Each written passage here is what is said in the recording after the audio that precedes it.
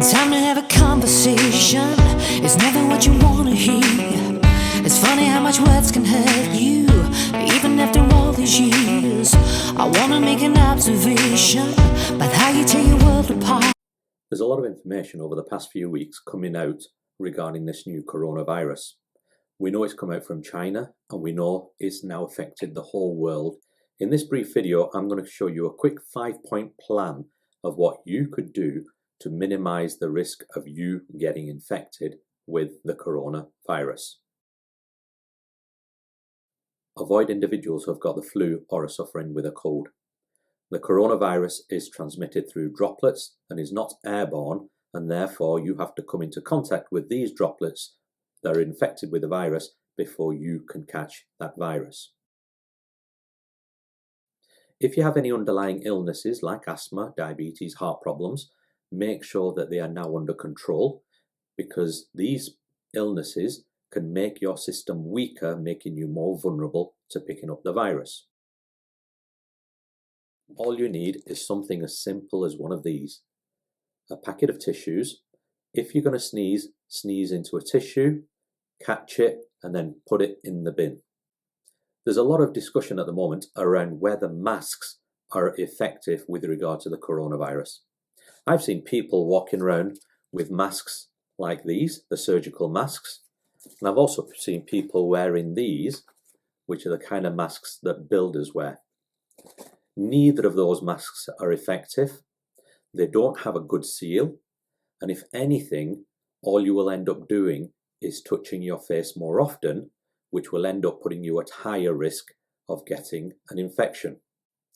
There are specialist masks, which are N95 respirators, but they're very difficult to wear. You need to be trained how to use them, and considering most of us would be talking and eating during the daytime, you can't wear the mask right through the day.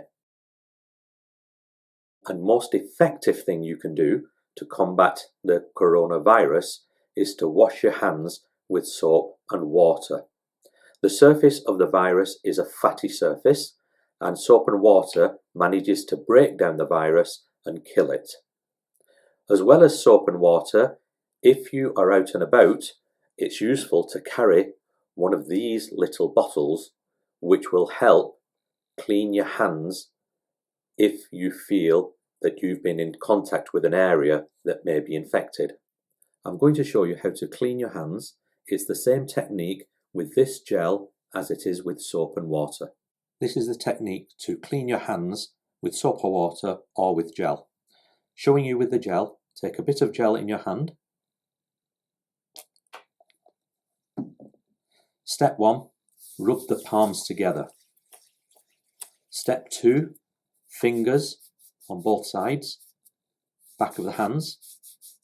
Step 3, interlock the fingers, rubbing the hands together. Step 4, make sure your nails are clean. Step 5, do the thumbs on both sides. And finally, to finish off, clean the palms of your hands on both sides. With the coronavirus, it is quite easy to transmit it if you are infected. If there is any chance that you have any flu-like symptoms, my advice would be to avoid going to communal areas such as mosques, temples, synagogues, and other places of worship where you would be in close contact with the rest of the congregation. Also avoid public transport, and at this time of the year, try and avoid going to anywhere like care homes and nursing homes where there are elderly people who may catch the virus from you.